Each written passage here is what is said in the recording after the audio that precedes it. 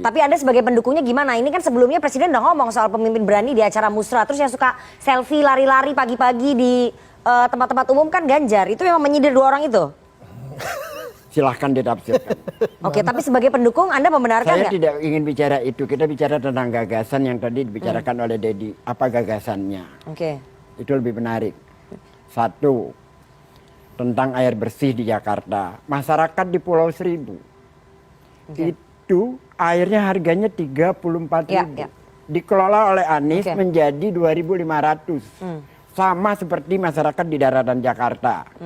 Masyarakat di Pulau Seribu kalau belanja itu ke Keramat Jati bawa ke sana jual lebih mahal. Oke, Oleh ini Anies kita lagi membahas dipindahkan. soal pidatonya Mas Anies soalnya. Ini soal Mas. gagasan Anies. Oke, Mas Anies kemarin nggak menyampaikan gagasan ini. Kemarin menyampaikan ini soal sindiran, gagasan. Bang Ges. Soal gagasan. Jadi kalau kita berbicara tentang capres ke depan, kita bicara tentang gagasannya, tentang rekam jejaknya seperti apa yang dikatakan Valdo tadi. Oke, gagasannya kan mencari pemimpin yang berani tapi benar. Ya. Itu masuk sindiran nggak? Bukan mencari pemimpin yang suka selfie, Saya kira lari-lari. kalau yang soal berani tapi benar tidak sindiran. Itu adalah padanan kata. Semua pun tahu. Jadi itu Orang hanya kebetulan berani karena saja benar. ya. Iya. Pas kebetulan habis itu Presiden ngomong mencari pemimpin yang berani. Betul. Ya. Saya mau ke Mas Valdo. Mas Valdo merasa tersindir nggak dengan pernyataan tadi?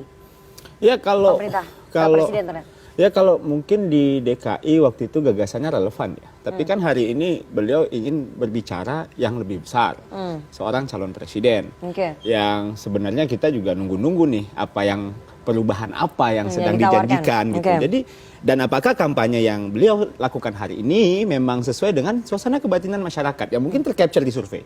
Ya, soal survei-survei tadi.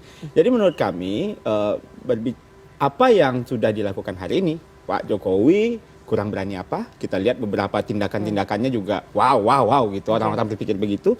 Jadi sekarang Pilpres itu masyarakat itu menunggu sebenarnya gitu.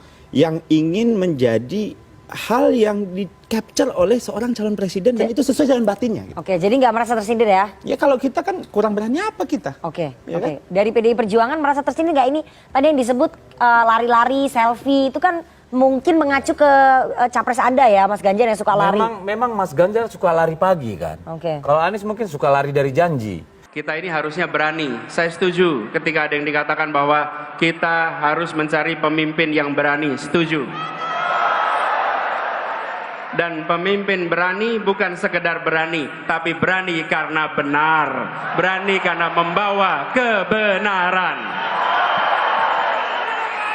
Datang ke banyak tempat tanpa kamera, tanpa media, tanpa ditemani siapa-siapa. Seringkali saya hanya datang sendirian, dan masuk satu tempat, masuk ke sebuah warung, tahu-tahu yang punya warung ngeliatin aja. Ini seperti kenal tapi siapa gitu. Kan di pelosok, di banyak tempat. Jadi nyapa juga belum tentu berani. Saya ngobrol dengan masyarakat. Saya mendengar cerita mereka. Dan saya temui mereka bukan untuk selfie dan diposting di pagi hari. Bukan. Saya bukan lari-lari untuk posting foto. Iya. Jadi ya. Maksudnya apa itu? Ya kan banyak janjinya yang tidak terrealisir kan. Kan kalau mau saya baca kan panjang banget. Nanti kalau saya jawab jangan dipotong ya. Nggak apa-apa. Ya kalau mau dijawab juga nggak apa-apa. Malah kalau abang jawab terus saya silakan Bang Deddy, silakan. Jadi kalau gini loh, kita ambil contoh. Mau bandingkan aja lah zaman Ahok sama zaman Anies Baswedan. Ketika zaman Ahok orang setiap hari bisa datang ketemu dengan gubernurnya. Rakyat bisa melihat semua nomenklatur anggaran secara daring. Ya, report ada semua, rakyat bisa melaporkan seluruhnya kepada gubernur secara langsung, gitu ya. Itu adalah bentuk transparansi. Ke depan harusnya ini nanti kalau Pak andai kata ini jauh-jauh ya, Pak Anies jadi presiden, jangan gini dong. Ya, untuk mencegah korupsi, maka semua budget nomenklatur setiap departemen itu harus dibuka kepada publik supaya kita tahu. E-budgeting maksudnya? Iya dong, kan gitu nih contohnya ya. Jadi yang dilakukan oleh Pak Anies sekarang, saya terus terang melihat panggungnya tadi itu sebuah panggung teater yang sangat mahal dan begitu Amerika style ya, kalau saya lihat tadi itu mahal banget tuh.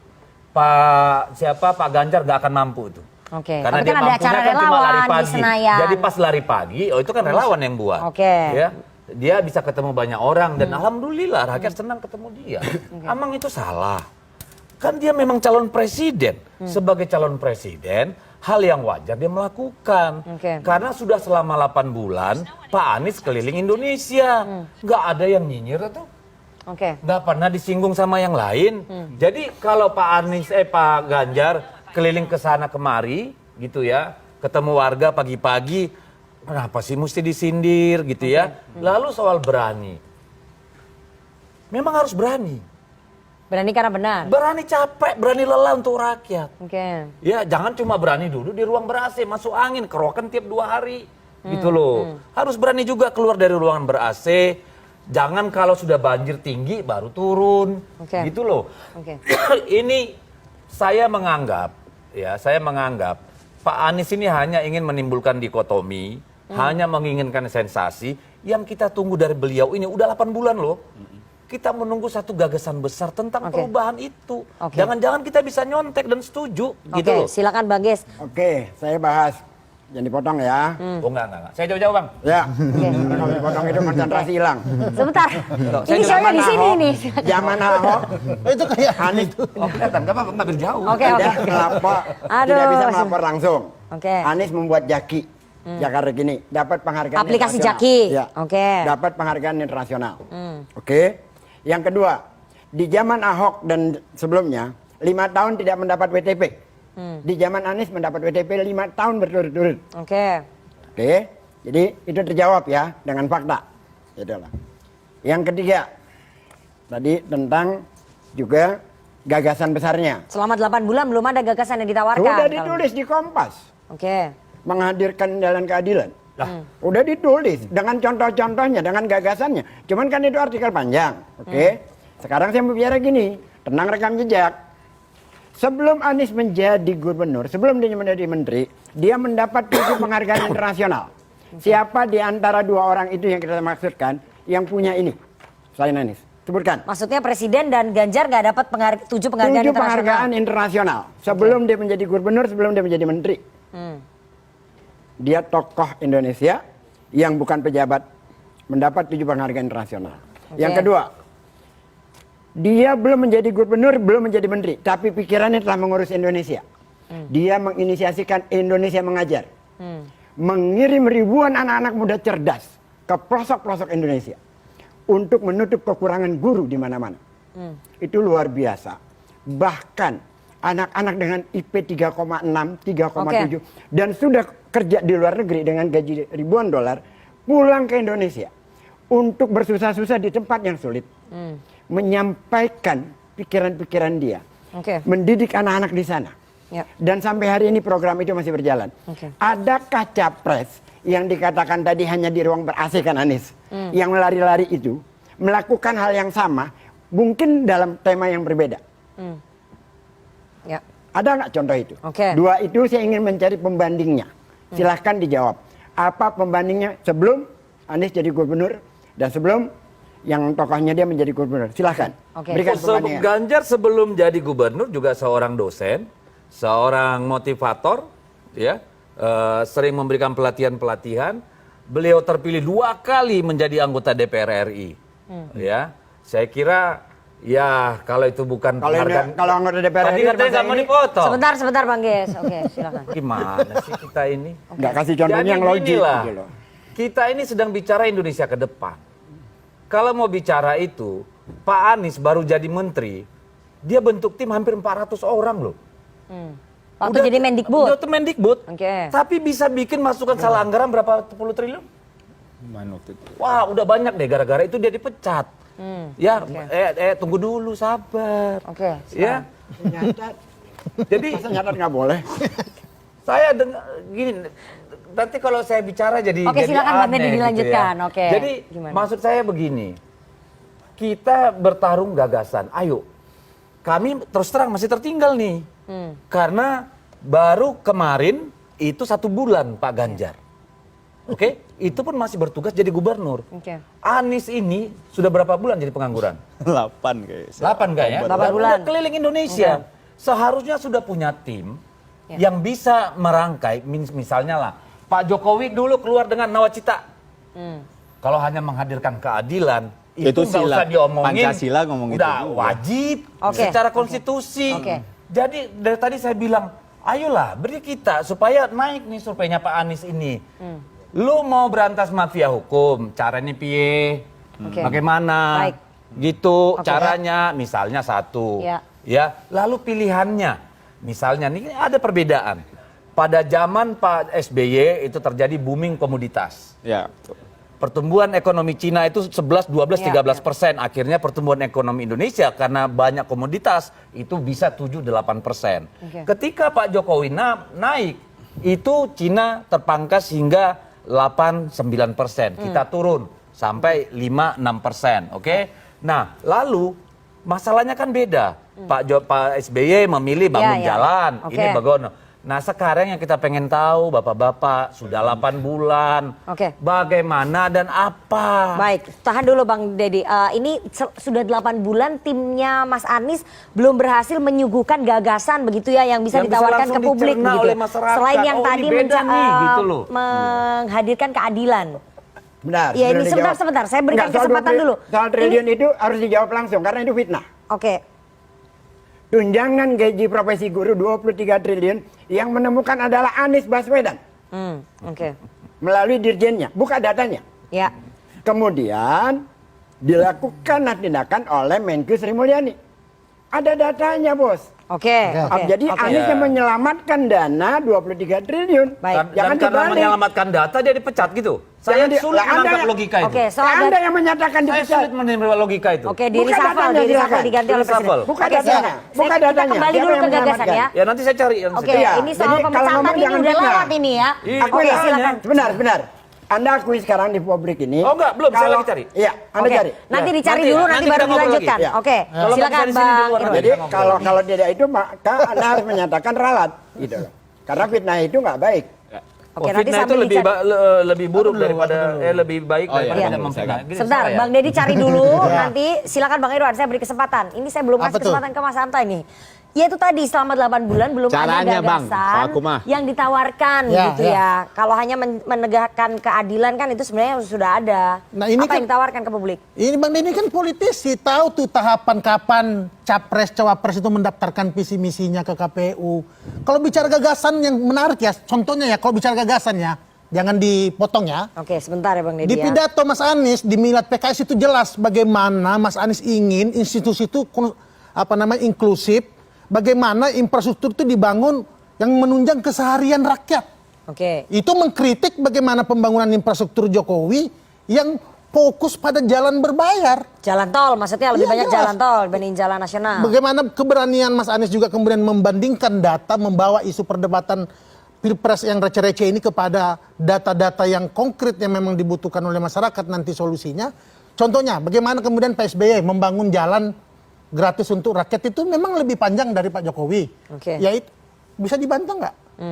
Ya kan? Itu bukan gagasan. Jadi tapi nanti kalau beliau berkuasa akan lebih banyak membangun jalan nasional daripada jalan tol. Bukan bisa jalan nasional, jalan non berbayar, jalan gratis untuk rakyat yang memang menunjang keseharian rakyat. Ini biar saya sebentar Bang Deddy, Jangan dipotong dulu. Jadi gini, kami tentu bicara pada proses ini bagaimana kemudian makin memastikan bahwa Mas Anies bisa kemudian menyelesaikan isu-isu yang aktual dan relevan nanti di masyarakat yang terkait yang tadi kan jelas tuh dikatakan bagaimana permasalahan penegakan hukum, demokrasi, permasalahan ekonomi, lingkungan hidup, juga reformasi birokrasi.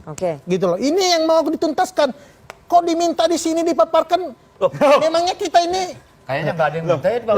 Gimana? Jadi gini, cerita dikit Mbak. Ini minta gagasan Anies disampaikan tadi di dia sini. bilang soal jalan berbayar nggak berbayar. Itu yang tadi saya bilang perbedaan fokus.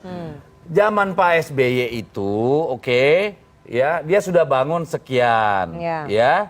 Pemerintahan Jokowi melihat yang kita kurang adalah karena biaya logistik yang sangat tinggi, membuat ketimpangan antar daerah, biaya logistik meningkat, sehingga apa? Fokusnya membangun jalan tol yang menghemat logistik, lalu pelabuhan-pelabuhan, bandara-bandara beriris, dan membangun jalan desa sehingga 300.000 kilometer, 3 juta kilometer. Jadi masa ikut 300.000, 316.000. ya. Jadi masa mau dibandingkan sih? Ini kan soal prioritas. Memangnya mau dibangun jalan baru sementara kita butuh menurunkan harga logistik kita. Kita butuh orang pulang Lebaran tidak nginap di jalan. Begini, saya bantah itu karena baru saja keluar datanya ya, logistik performance index justru makin turun peringkatnya. Aku baca itu. Ya artinya kalau membangun jalan, ya artinya kalau membangun jalan, ya, tujuan output dari pembangunan jalan itu bagaimana kemudian pertumbuhan ekonomi. Gimana cara bikin jalan nggak berbayar itu, Bang? Loh, bikin jalan itu ada investment di situ. Gimana caranya? Kasih tahu kita. Mau tanya dulu. Ya. Ini anggaran Jalan negara tol itu ada berbayar, 2.000. Faldo. Jalan negara ini ada 2.000. Bikin jalan Dan anggaran negara ada 2.000. Lu mau bangun jalan prioritas. Oke, anggaran untuk kesehatan? Oke. Anggaran untuk pendidikan mana yang menjadi prioritas? Berarti Pak Jokowi nggak memperhatikan jalan untuk rakyat. Itulah loh. Gimana sih? Loh, itu buktinya. Loh, kan jalannya sudah ada. Berapa banyak jalan baru mau ditambah? Kepuasan mudik Saya tinggi di loh, Komisi Bang. 5 yang Orang mengurusi milih. infrastruktur, Bang. Orang bahwa kemantapan jalan yang diwariskan Pak SBY di tahun 2014 itu 93,43%. 8 tahun malah turun 91,4%. Bang. Lo artinya 80 tahun ini ada backlog anggaran. Jangan lupa. 8 untuk tahun. perbaikan jalan. Lo yang menderita siapa? Jangan lupa jalan yang Abang bilang tadi itu kepuasan mudik tinggi loh ya. Tapi gini, Bukan gini loh, mudik sekali dalam di setahun. Papua sekarang jalan Ya, banyak. yang nggak pernah ada. Di Sulawesi walaupun tidak sepanjang itu karena memang bukan fokus. Oke, sebentar, Bang. Anggaran dan kalau anggaran untuk jalan Ini berbayar PDIP itu semangat banget nih investasi. belain Pak Jokowi nih. Itu investasi, Pak. Ini bagus. Bukan APBN. Ini bagus mengenai Beda, ini perdebatannya Harus jelas bagus. tuh. Ya. Jadi Artinya gini. ke depan kita berharap Bang Iwan. pemimpin ke depan itu bisa kemudian menyeimbangkan antara tadi jalan berbayar dan jangan kemudian jalan untuk rakyat ini dilupakan. Caranya gimana? Jalan tol itu, jalan berbayar buat rakyat loh. Bis itu lewat mana? Oke, Kan lewat sebentar. tol. Ya, oke. Silakan Ya, toh. istana Oke, dulu jelas ini. gini, Istana Bang ini. Iwan. Tanggung jawab Lewat istana ini Bang yang Iwan menjawab. ya. Anda harus menjawab. Sikapnya itu udah jelas. Sebagai calon presiden, Mas Anies mau ngomong apa aja dilindungi negara, bebas. Tapi sebagai orang yang bekerja di pemerintahan, partai yang ada di pemerintahan, kita juga tahu prosesnya. Kita tuh pengen tanya caranya apa. Oke. Bicara soal keadilan sosial, semua ngomong itu. Konstitusi, Pancasila. Oke, Nah, ini jalan aja gagasan dulu. Pak Jokowi soal ketimpangan. Enggak dong. Kita punya IKN untuk ketimpangan. Pak Jokowi bicara soal infrastruktur, logistik performance index yang Abang bilang tadi. Pak Jokowi itu punya debirokratisasi. Item yang Abang bilang turun di LPI itu justru butuh debirokratisasi. 2 kali Mas Anies pidato, saya nungguin dia ngomong itu. Kagak ada caranya. Oke. Kan itu yang pengen saya tanya. Caranya gimana? Gitu kan? Kan yang naik tuh infrastruktur dan custom. Ada beberapa item yang turun tracking dan sebagainya. Nah, itu kenaikan ini karena debirokratisasi yang dilakukan oleh Pak Jokowi. Dan tidak hanya itu. Gitu loh. Jadi gini, Bukan. kalau bicara Bang. infrastruktur tidak hanya jalan. Exactly. Ada embung, situ, bendungan, Iya loh. dam, jembatan, Jadi udah 2 kali 1,5 pidato. juta kilometer. Besok kalau saya Pak Anies Emang pidato lagi, saya akan Anda nge-tweet cuma nih. bicara jalan. Gimana caranya gitu. Infrastruktur Oke, untuk oke. keadilan rakyat itu bukan hanya Oke. jalan. Spam berapa banyak nambah? Ya. Berapa banyak embung? Justru- Berapa banyak BUMD yang Ini saya Oke, jawab- Bapak-bapak saya ini jawab dulu. Saya sebentar. jawab dulu. 1 menit ya, saya harus Ya, kasih ya. kesempatan ke Mas Hanta ini. Oh, kasih Mas Hanta aja dah. Sebentar, saya Justru hostnya nih. tujuan dari pembangunan jalan itu bagaimana indeks performa logistik itu bisa naik, Ya. belum turun. Jadi sekarang turun. Artinya prioritas. Bang. Bentar dulu, kebijakan infrastruktur Pak Jokowi itu Ini kita keliru. bedah nih indeks ini nih. Ya, kemudian yang dikatakan tadi bangun spam, justru Pak SBY itu bangun paling banyak pada saat PNPM mandiri tanpa undang-undang desa. Bangun juga jembatan irigasi, justru yang disampaikan tadi kayak Oke. irigasi dan lain itu program yang sudah diciptakan PSBY dulu, seperti misalnya tadi katakan PISEU, PPIP, percepatan pembangunan pedesaan. Dari 30 yang dibangun, ambil contoh waduk ya, 30. 12 diselesaikan sendiri oleh Pak Jokowi. Ini saya bisa jawab. Iya ini ya. Ya ini kita nggak selesai nih kalau membandingkan 18-nya. kepemimpinan antara Pak SBY dengan Pak Jokowi. 18-nya itu ada yang mangkrak, ada yang udah tender zaman Pak SBY, ada yang baru mulai pematangan lahan, bermacam-macam. Ada 18. Nanti di episode berikutnya kita bahas LPI infrastruktur naik loh Bang ya. pemerintahannya Pak Jokowi sama Pak SBY. Infrastruktur naik loh di LPI. Saya harus kasih kesempatan. Kenapa Pak Jokowi bisa bangun seperti itu? Karena undang-undang Custom pengadaan tanah selesai di 2012, itulah yang digunakan Pak Oke, Jokowi. saya mau Custom naik loh. sebentar, saya mau kasih kesempatan ke Mas Hanta. Mas Hanta ini Mari, dari Mas tadi Hanta. Terakhir. Iya. Enggak, belum. Mas Hanta ini kalau melihat bahwa strategi campaign yang dipakai oleh Mas Anies tapi dengan approval ratingnya Pak Jokowi yang mencapai hampir 75 sampai 80% ya. Ini strategi yang bisa efektif karena kan ini mengambil positioning yang berseberangan ya dengan Jadi ada dua. Pak Jokowi. Senjata politik Mas Anies itu kan ditujukan berbagai penjuru, tidak hanya ke Ganjar tapi juga ke Pak Jokowi. Bahwa Mas Anies sadar betul ada tingkat approval rating Pak Jokowi tinggi, jadi itu yang mau digerus. Dan itu sah-sah saja. Nah begitu turun, tingkat kepuasan kepada Pak Jokowi turun, itu ada implikasi kemungkinan besar elektabilitas Mas Anies naik. Nah ini yang belum dilakukan, saya kira itu yang sedang disasar. Dan itu eksperimen ya, lagi-lagi perlu dibuktikan. Tapi ini Nana, dalam perilaku pemilih itu ada 3, jangan lupa. Satu pemilih rasional, yang kedua pemilih psikologis, dan pemilih sosiologis. Pemilih rasional itu akan tontonan ini bagus ini. Saya kira bagus ini debat kandidat sudah, kalau begini debat kandidat nanti saya nanti kita harapkan debat kandidat debat kupas gagasan ya. Apapun ini bagus dari sisi rasional. Dan cara. Ya, yang kedua juga ada pemilih psikologis. Dia nggak fokus pada apa data-data tadi. Yang dia perhatikan bagaimana nyampaikannya, ramah apa enggak, ada seterusnya, tegas apa enggak, mantap apa enggak. Itu pemilih psikologis. Ada juga. Ada segmentasinya, harus disasar oleh semuanya. Yang ketiga adalah pemilih sosiologis. Pemilih sosiologis itu dia merasakan, oh dia terwakil saya karena wah sama-sama etnisnya kah, isu agama dan seterusnya. Itu sah-sah saja. Nah dari sini maka poinnya saya ingin mengingatkan kita semua ya sebuah kubu yang dilakukan oleh tim pemenangan termasuk kandidat itu bukan sekedar menyenangkan atau semakin puas, makin kuat basisnya masing-masing. Tapi mereka harus berusaha meningkatkan elektabilitas di basisnya. Bagaimana menarik undecided dan swing voters yang belum memiliki pilihan atau masih goyah itu ditarik dengan data untuk pemilih rasional, pemilih psikologis, sehingga data penting. Saya nambah pertanyaan supaya makin tajam. Karena itu survei data itu penting menurut saya. Tinggal Bang pilih yang diyakini, mana yang akurat, yang mana kredibel, itu penting dipilih supaya tidak kemana-mana ya, supaya ini selektif melihat datanya dan kalau tidak ada data nanti sulit untuk menjadikan peta jalan pemenangan itu. Faktanya dan itu, iya bisa juga. Itu sama. Saya ketika data survei dipakai, misalnya Mas Anies, PDIP juga semua partai beberapa melakukan.